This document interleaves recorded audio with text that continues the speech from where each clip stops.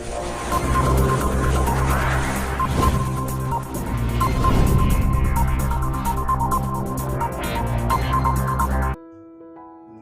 दोस्तों, स्वागत है आप सभी का मेरा चैनल MS टेक्निकल सपोर्ट में, जहां पर हम बताने जा रहे हैं नई शिक्षा नीति 2020 के बारे में, जो कि केंद्र की मोदी सरकार लेकर आई है और ये किस प्रकार से हमारे देश के बच्चों और युवाओं के लिए फायदेमंद साबित होने वाला है।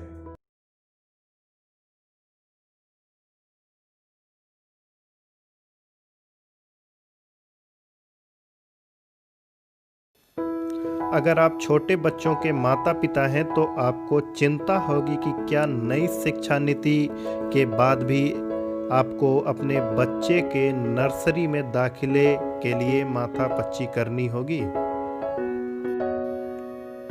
नई शिक्षा नीति यानी न्यू एजुकेशन पॉलिसी। शिक्षा नीति का मतलब ये समझिए कि कब तक स्कूलों में पढ़ना है, ग्रेजुएशन कितने साल का होगा, बोर्ड की परीक्षाएं कौन सी क्लास में होंगी, इस तरह के नियम तय करने वाली नई शिक्षा नीति है।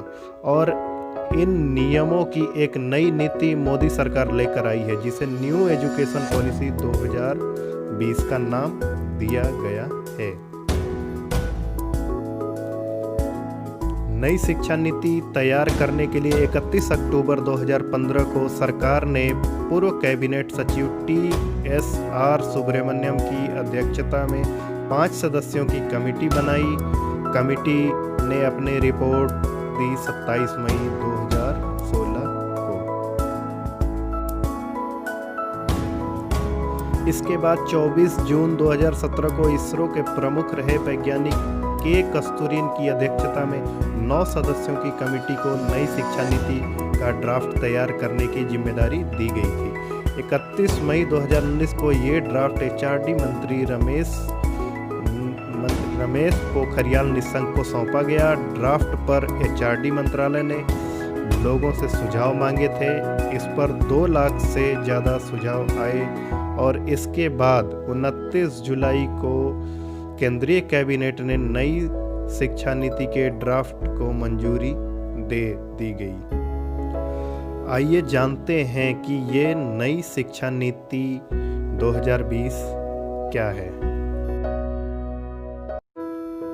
शिक्षा की नीति में बदलाव की आखिर जरूरत क्यों? नई शिक्षा नीति में बदलाव हुए, इसकी बातें विस्तार से आपको बताएंगे, लेकिन इसे लाने की ज़रूरत क्यों पड़ी, अभी वाले सिस्टम में क्या खराबी थी, इसके पीछे दलील है कि बदलते वक्त की ज़रूरतों को पूरा करने के लिए, शिक्षा के गुणवत्ता को बढ़ाने के लिए, इनोवेशन और रिसर्च को बढ़ावा देने और देश को ज्ञान का सुपर पावर बनाने के लिए नई शिक्षा नीति की ज़रूरत है। अभी देश में जो शिक्षा नीति चल रही है वो 1986 में राजीव गांधी सरकार के द्वारा लागू की गई थी और इसके बाद 1992 में इसमें थोड़ा सा बदलाव किया गया था, लेकिन वो सिस्टम अब मोदी सरकार बदल देगी।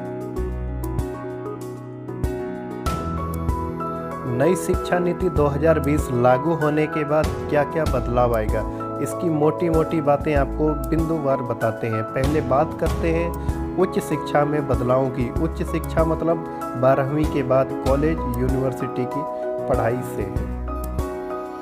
मल्टीपल एंट्री और एग्जिट का ऑप्शन होगा।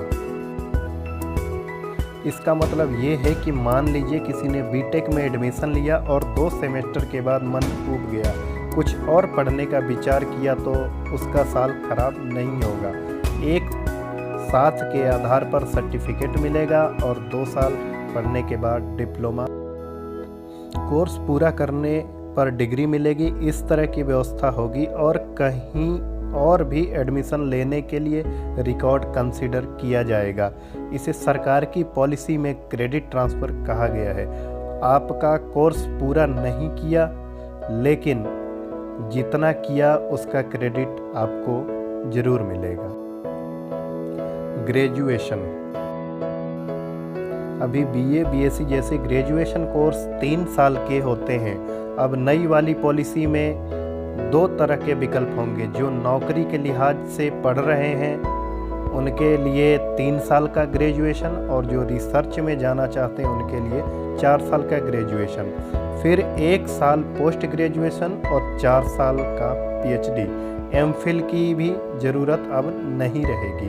एमफिल का कोर्स को भी अब ख़त्म कर दिया जाएगा। मल्टीपल डिसिप्लिनरी एजुकेशन, यानी कि कोई स्ट्रीम नहीं होगी, कोई भी मनचाहे सब्जेक्ट चुन सकता है। यानी अगर कोई फिजिक्स में ग्रेजुएशन कर रहा है और उसकी म्यूजिक में रुचि है तो म्यूजिक भी साथ में पढ़ सकता है। आर्ट्स और साइंस वाला मामला अलग अलग अब नहीं रखा जाएगा। हालांकि इसमें मेजर और माइनर सब्जेक्ट की व्यवस्था होगी। कॉलेजों में ग्रेडेड ऑटोनॉमी होगी। अभी एक यूनिवर्सिटी में एफिलिएटेड कई कॉलेज होते हैं जिनकी परीक्षाएं यूनिवर्सिटी कराती हैं। अब कॉलेजों को भी यह स्वायत्तता दे दी जाएगी।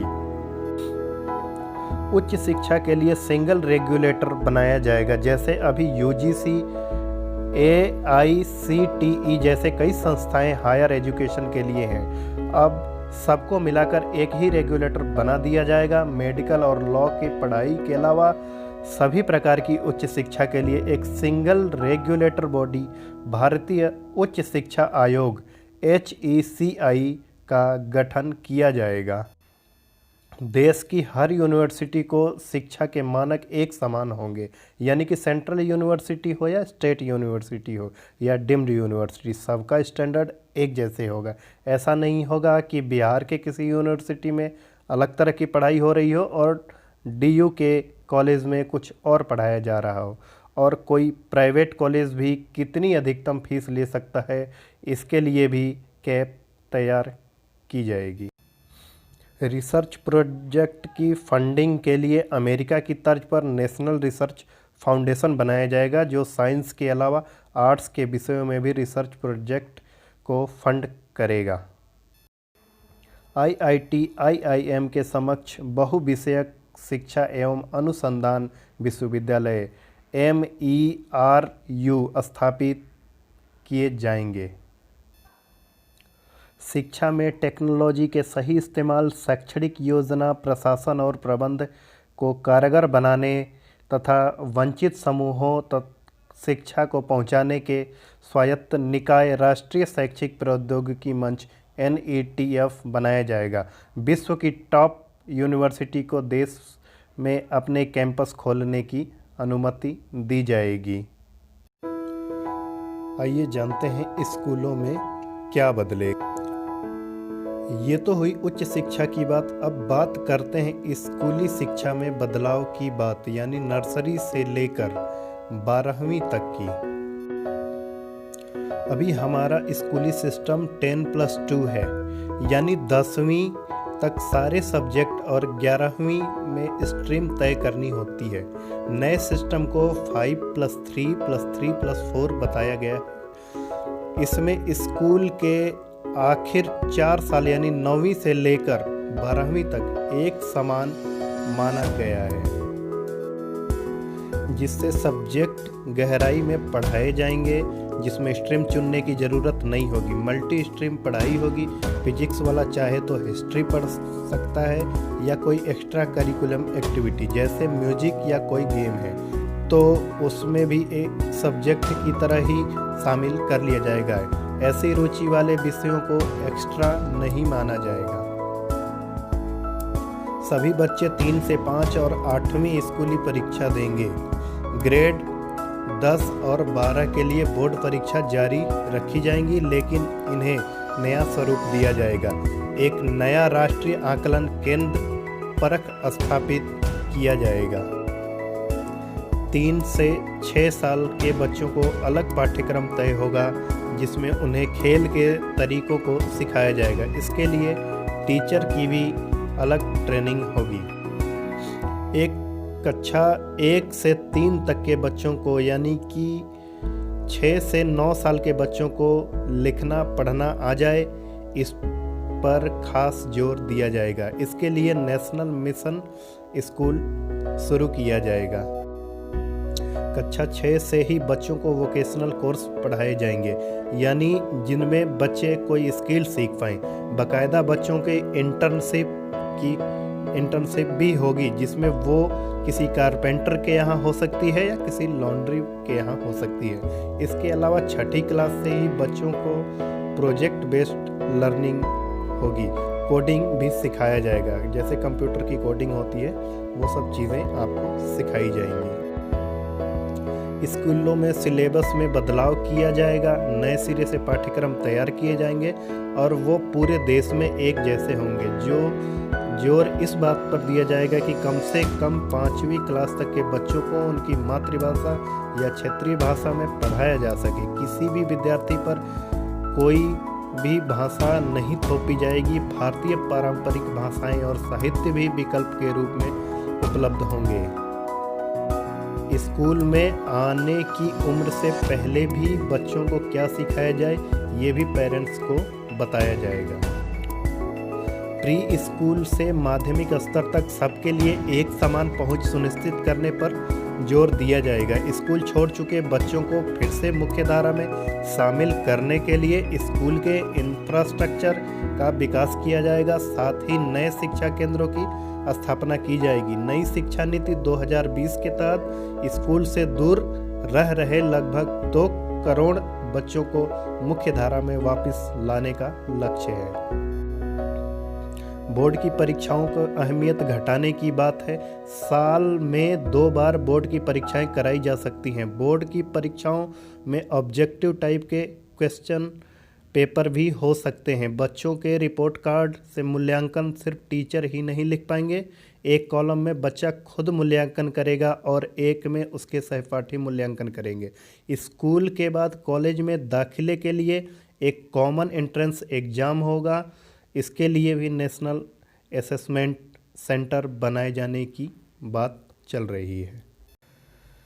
स्कूल के बाद कॉलेज में दाखिले के लिए एक कॉमन एंट्रेंस एग्ज़ाम होंगे। इसके लिए नेशनल असेसमेंट सेंटर बनाए जाने की बात है। स्कूल में बच्चा निकलेगा तो हर बच्चे के पास एक वोकेशनल स्किल होगा।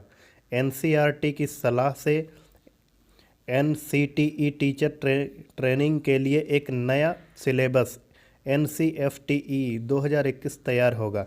2030 तक शिक्षण कार्य करने के लिए कम से कम योग्यता 4 वर्षीय एंट्रेंस बीएड डिग्री हो जाएगी।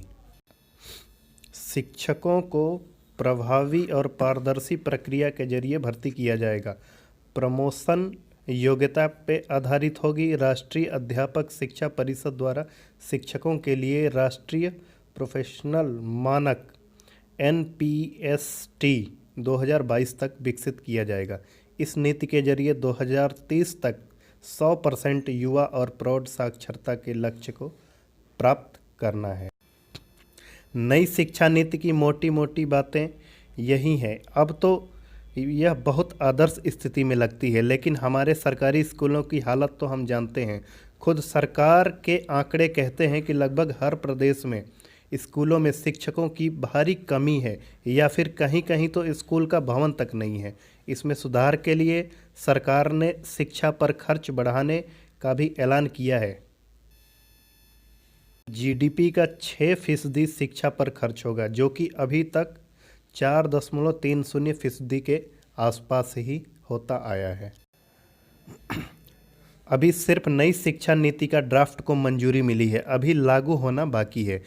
उसके बाद भी कई इम्तिहानों से गुजरना होगा। मसलन क्या ये नई शिक्षा नीति की बातें शहरों से दूर गांव देहात के उन बच्चों तक भी पहुंच पाएगी? क्या जिन स्कूलों में पर्याप्त शिक्षक नहीं हैं अब वह म्यूजिक के टीचर और वोकेशनल कोर्स पर भी ऐसी बाकी की बातें लागू हो पाएंगी? तो यह शिक्षा नीति आप लोगों को कैसा लगा कमेंट करके एक बार हमें ज़रूर बताएं।